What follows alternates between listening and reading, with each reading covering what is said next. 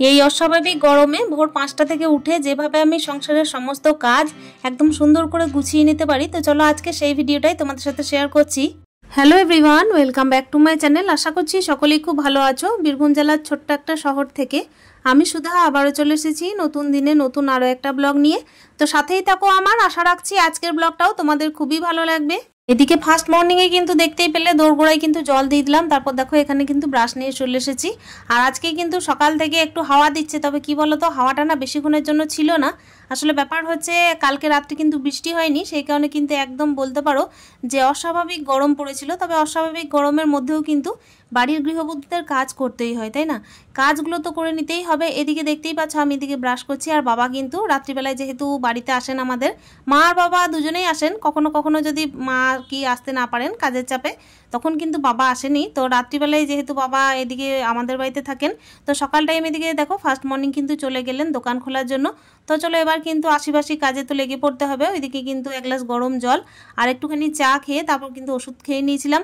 আর এখন দেখতেই পাচ্ছ মানে আমি না এটা লক্ষ্যই করিনি, মানি প্ল্যান্ট গাছে কিন্তু প্রচুর পরিমাণে জল জমেছিল। মানে 2 দিন 3 দিন যাবতের যে জলগুলো ছিল সেগুলো জমেছিল। তবে কালকে যে বৃষ্টি হয়নি, তো বৃষ্টি না হওয়ার কারণেও কিন্তু জলটা থেকে গেছে। কি কারণে? যেহেতু জলটা কিন্তু বেরোতেই পাইনি, ওই কারণে আমার চোখে পড়লো আর তখনই সঙ্গে সঙ্গে আমি কিন্তু জলটাকে ফেলে দিলাম। আসলে কি বলতো, নজর যদি না পড়ে না তাহলেই কিন্তু দুর্ঘটনা ঘটে বসে থাকবে, মানে গাছগুলো কিন্তু একেবারে মারা পড়বে।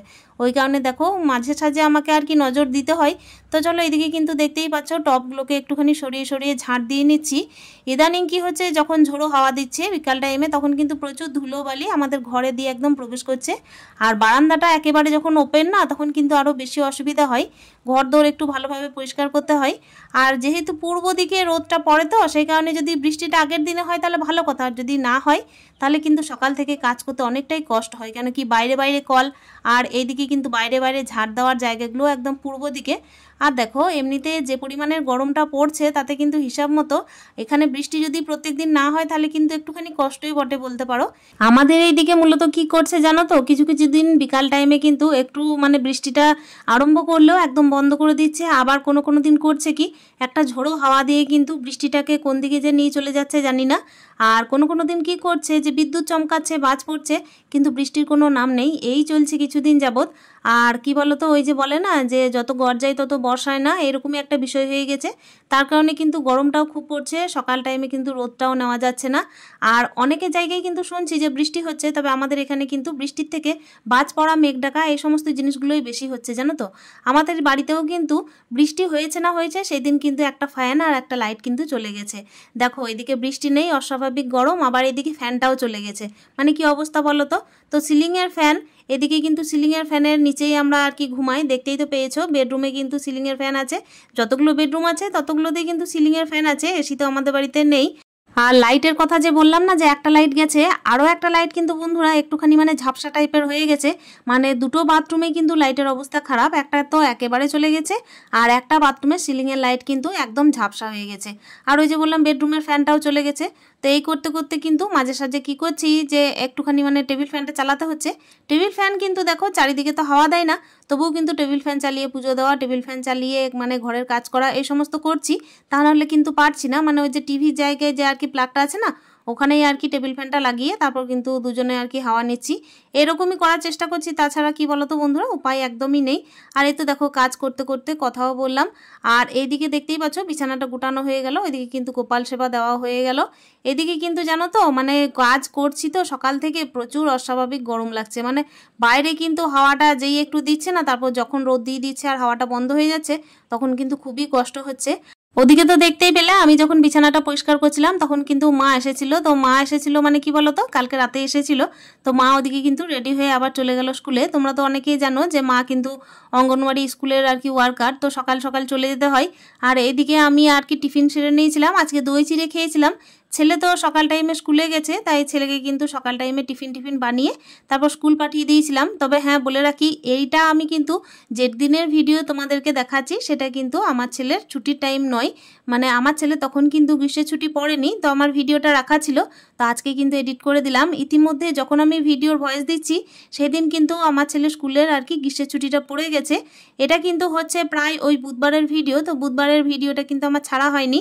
একদিন মাঝে যে ভিডিওটা আমার এডিট করতে বাকি ছিল তো সেটাই কিন্তু দিচ্ছি তোমাদের বন্ধুরা। আজকে দেখো রান্নাবান্না যেটা করছি সেটা হচ্ছে কিন্তু দেখো আলু পটল দিয়ে একটুখানি ডিমের ঝোল করব। আজকে তো ডিমের ঝোলটা করছি, তবে কি বলতো গোটা গোটা ডিমের ঝোল করব না, এটা কিন্তু আমি একবারে মানে বলতে পারো ফাটিয়ে করছি। ডিমের ঝোলটাকে কিন্তু ফাটিয়ে করছি, তাও দেখো পেঁয়াজ লঙ্কা দিইনি। আজকে এই যে দেখতেই পাচ্ছ একদম কিন্তু পোস্ট টাইপের বানাচ্ছি, তারপর কিন্তু ওটাকে উল্টিয়ে এইভাবেই ডিমের ঝোলটা করব। আমি কিন্তু এরকম ডিমের ঝোল খেতে বেশি ভালোবাসি। ডিমটাকে কিন্তু অতিরিক্ত পেঁয়াজ দিয়ে না ভেজে যদি এরকম করে নেওয়া যায় না, তাহলে কিন্তু বেশ ভালোই লাগে মাঝে সাঝে খেতে। আসলে কখনো সখনো না মানে মোটামুটি ওই মশলা তেল এগুলোকে একটুখানি কম দিয়ে যদি খাওয়া যায় তখনও কিন্তু দেখবে তরকারি টেস্ট হয়। আর আমি তো বলেছিলাম যে আমার ছেলের কিন্তু একটুখানি পেটের গন্ডগোল, তারপর হচ্ছে একটু গ্যাস অম্বল চলছে, তো ওই কারণে দেখো একটু ভেবে চিন্তেও রান্না করতে হচ্ছে। কিছুদিন আগে আর কি ছেলে জন্মদিন হয়েছিল, তখন এই যে সবজিগুলো রাখা ছিল, পটল, তারপর হচ্ছে একটু করলাটা যেহেতু ছেলে জন্মবারে একদম কিন্তু করা হয়নি, তাই ওটাও রাখা ছিল, তাই ওটাকেও ভেজে নেব।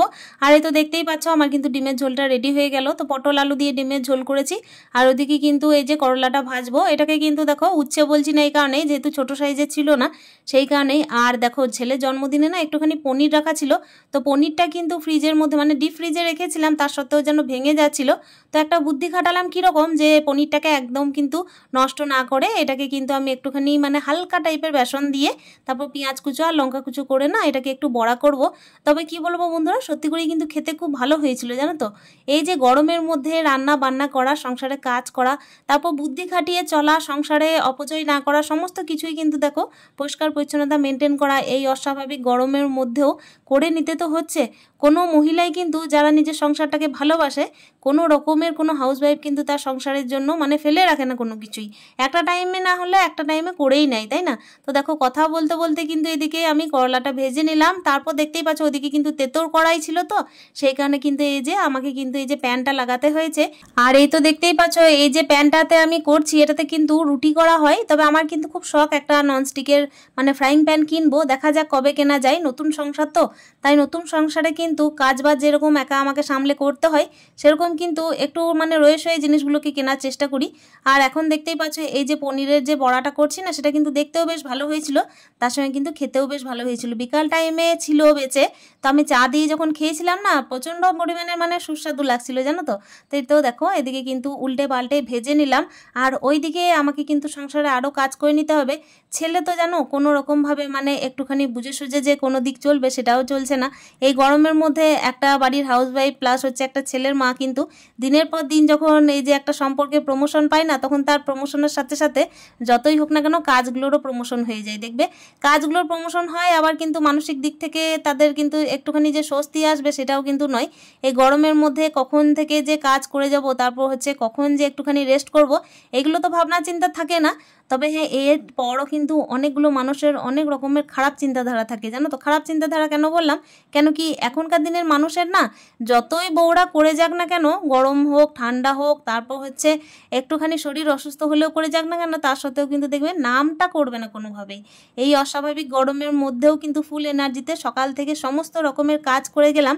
তারপর দেখতেই পাচ্ছ একেবারে কিন্তু চলে এসেছি ছেলের বইয়ের টেবিলটাকে গুছিয়ে নিতে। কেন কি এই যে জ্যাবরা টাইপের হয়েছিল তো টেবিলটা, আর চোখের সামনে যে জিনিসটাই একটু দেখবে অগোছালো হয়ে থাকে না তার প্রতি কিন্তু একটা নেগেটিভিটি জন্মে যায়। আর সব থেকে বড় কথা হচ্ছে যারা এই সমস্ত জিনিসগুলোকে মানে গুছিয়ে রাখতে পছন্দ করে তাদের সামনে তো এগুলো আরও বেশি নেগেটিভিটি তৈরি করে। ওই কারণে আজকে চেষ্টা করলাম যে ঠিকঠাকভাবে গুছিয়ে দিই। আর এখন যে টাইমে আমি আর কি বইয়ের টেবিলটা গুছাচ্ছি সেই টাইমের কথা বলি, আমার ছেলেকে কিন্তু টিচার পড়াতে এসেছেন মোটামুটি ওই 4টের সময়। যেহেতু আমার ছেলের দেখো সকাল টাইমে স্কুল, তাই ও কিন্তু মোটামুটি ওই 1:45-র মধ্যে চলে এসেছিল। তো চলে এসে কিন্তু খাওয়া দাওয়া করে একটু রেস্ট করেছিল, তারপর কিন্তু টিচার এসেছেন পড়াতে। তখন কিন্তু ও বইগুলোকে একদম খুঁজে পাচ্ছিল না, মানে যেটা দরকার সেটা কিন্তু খুঁজে পাচ্ছে না, আর চোখের সামনে সেটা খুঁজে পাচ্ছে যেটা এখন টিচার চাইছেন না, এরকম একটা ব্যাপার। আমি দেখো কেমন সুন্দরভাবে থাক করে বই খাতাগুলোকে সাজিয়ে সাজিয়ে রাখি, যেদিকে খাতা থাকে সেদিকে খাতা, যেদিকে আর কি টিউশনের টিচারের বই খাতা থাকে মানে খাতা থাকে আর কি, তো সেই দিকে সেই খাতা, তারপর হচ্ছে কি একদম বড় থেকে ছোট সেইভাবেই কিন্তু স্টেপ বাই স্টেপ বইগুলোকে সাজিয়ে রাখি। তার সত্ত্বেও কিন্তু আমার ছেলে এমনভাবেই কিন্তু একদম এলোমেলো করে রেখে দেবে যে দ্বিতীয় দিন কিন্তু ওই একই অবস্থা হয়ে যায়। মোটামুটি এটাকে ওয়ার্নিং দেওয়ার পর ওই একদিন ঠিক থাকবে, তারপর কিন্তু দেখবে আবার সেই যে কার তাই হয়ে যাবে। মানে আমাকে কিন্তু আবার করে নিতেই হবে, যতই অস্বাভাবিক গরম থাক কিংবা হচ্ছে যেরকমই ওয়েদার থাক। তো চলো বন্ধুরা, এই যে দেখতেই পাচ্ছ এমন সুন্দর করে টেবিলটা গুছিয়ে নেওয়ার পর যদি মনে হয় যে আমি যদি শুধুমাত্র পড়াশোনা করতে পারতাম না, তাহলে মনে হয় ভালো হয়। অতি অবশ্যই দিনগুলো তো পেরিয়ে গেছে, এখন কিন্তু অনেক কিছুই মনে হবে। এখন তো শুধুমাত্র দায়িত্ব আর কাজ, কাজ আর কাজ, তাই না? তো চলো বন্ধুরা, এই যে দেখতেই পাচ্ছ টেবিলটাকে সুন্দর করে গুছিয়ে নিয়ে আজকের ভিডিওটা এখানে শেষ করছি। স্টে হ্যাপি, হ্যাপি মন, টাটা।